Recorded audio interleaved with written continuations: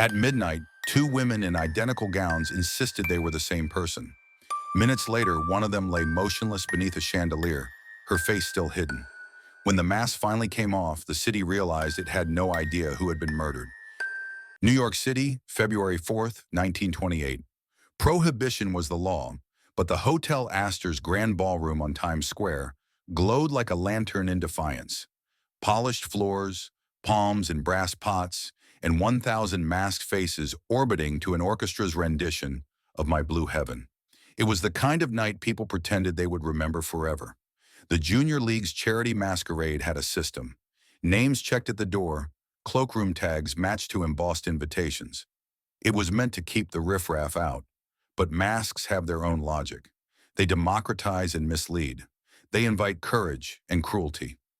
Near midnight, a young woman in a peacock mask, satin feathers arcing like a fan, slipped from the dance floor to a curtained alcove.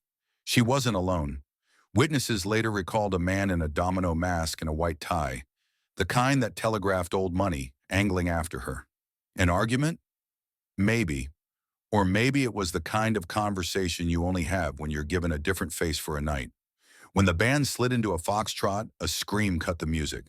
The woman in the peacock mask had crumpled beneath a wall sconce, gloves askew, dance card dangling from its ribbon. A circle of silk and pearl formed around her. Someone shouted for a doctor. Someone else yelled, "Call the police!" The hotel manager, sweating beneath his own black mask, ordered the orchestra to keep playing, because that's what you did when the city's most visible people were about to realize they were also its most vulnerable. Then came the second shock. A woman in the exact same gown and a nearly identical peacock mask stepped forward, voice shaking but clipped, insisting that the card on the fallen woman's wrist, embossed CW, was hers. "I am Clara Winters," she said. "Who is that?" Masks came off. No one recognized the face on the floor. The newspapers chose their adjectives quickly: grisly, baffling, sensational, and their facts more slowly. The date, everyone agreed, was February 4th, 1928. The place, the Hotel Astor, Broadway at 44th Street. The occasion, a charity ball whose guest list read like a directory of people who would never give a statement without first calling a lawyer. Prohibition had spawned a whole new class of entrepreneurs and a whole new set of rules. Bootleg gin flowed in private suites in the city's office of the chief medical examiner, founded in 1918 under Dr. Charles Norris, had become the busiest laboratory in America.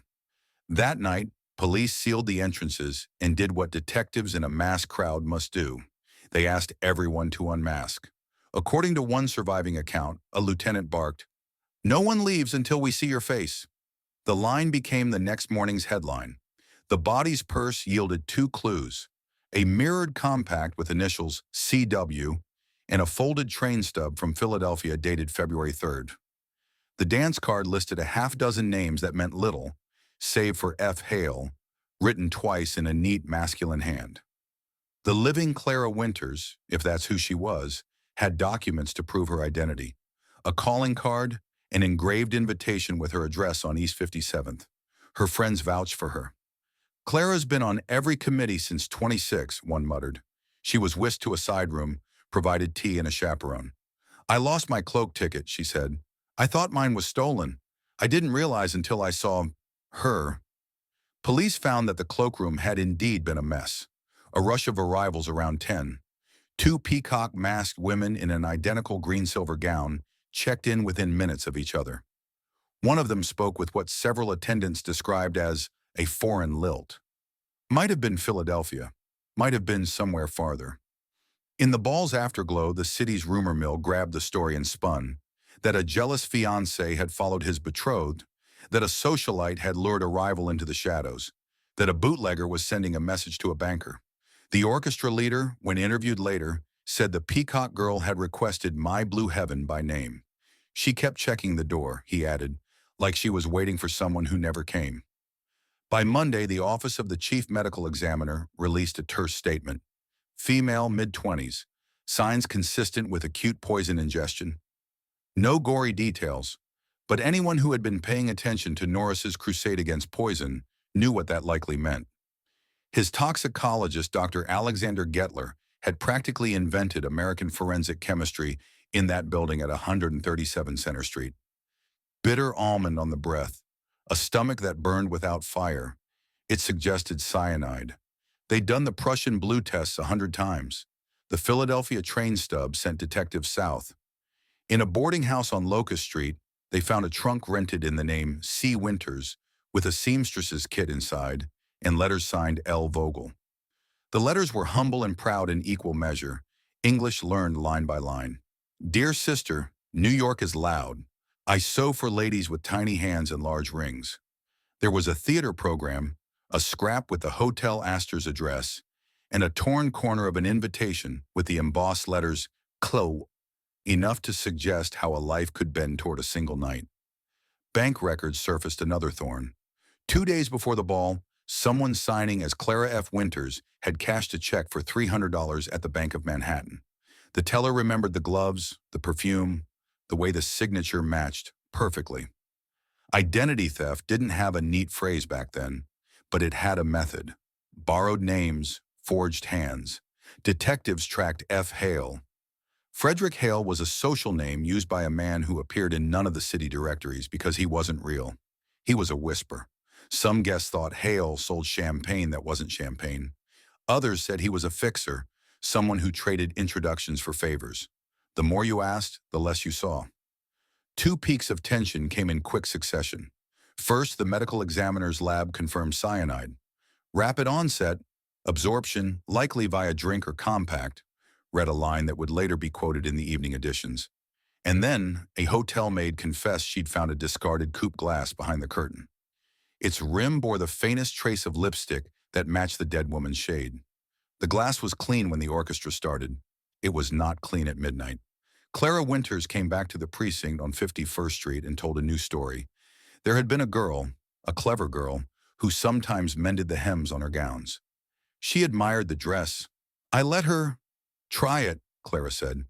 She had given the seamstress a job, which became errands, which became confidences. She borrowed my manner, my hand. It was flattering, and then it wasn't. When asked her name, Clara lifted her chin. Lena, she said softly. She said her name was Lena. The twist was less cinematic than tragedies often are. It was, like most crimes, profoundly human. Lena Vogel, if that was her name, had been souring herself to a better version of life with tiny stitches and borrowed ink. She'd learned to copy a calligraphic C because the ladies liked their notes to look expensive. She had pressed invitations while ironing seams. She had watched the city from the back of taxicabs she could not afford.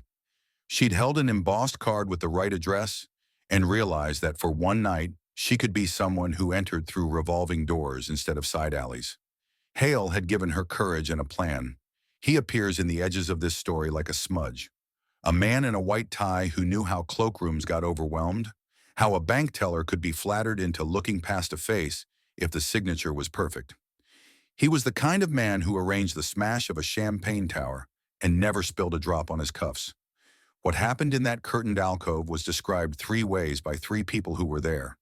An argument over money, a betrayal, a plea. Only one detail repeats: the compact. The peacock girl had taken it out to check her lipstick. An unremarkable gesture in a glamorous place. Someone, Hale or a rival, or perhaps a terrified Clara trying to protect a life that could be shattered by a scandal, said, "Wait." Then the glass, then the swallow, then the floor. The immediate aftermath was a whirl. Detectives interviewed Clara and every guest whose name appeared on that dance card. They ran the forged check against the real Clara's account. The bank made her whole. The papers called the dead woman the unknown peacock. The city went back to work. There was no arrest. There was no trial. Norris and Gettler closed their file as a homicide. Cause: cyanide poisoning. The charity tightened its invitation protocol the following year, according to a notice in the Times' Society pages. No masks past midnight. It read like a joke. It was not. Months later, a man answering to Frederick Hale was detained in Newark on a charge unrelated to a ball, passing a bad bond perhaps. But when New York detectives arrived, he had vanished. That's the problem with white ties and aliases. They are uniforms you can remove. And Clara, if that was her name, married well and moved to a bigger apartment. She never changed her signature. In another timeline, this is the part where the city makes an example of someone. In this one, all it made was a legend. A century later, the fatal masquerade shows up in the margins of archives. A 2-inch column here, a coroner's note there, a charity's softened rules. The Office of the Chief Medical Examiner that Norris built has given the city a vocabulary for evidence and an intolerance for easy answers. We're better at fingerprints and far better at catching people who steal identities.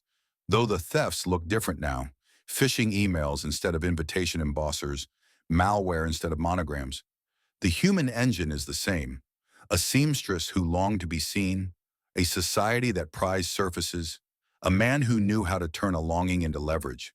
We still wear masks, only now we hold them in our hands and call them profiles. So here's the question the Peacock Girl leaves us. In a world where faces can be borrowed and names can be forged, what do we owe to the people who want, just for one night, to cross a velvet rope and be believed? Because underneath every mask, there's a person who learned to sign not just a letter, but a life. And sometimes when the music stops, we realize the signature looks perfect because someone practiced until it hurt. Don't forget to subscribe to Real Mystery Reports for more strange, dark, and profoundly human stories. New true mysteries every day.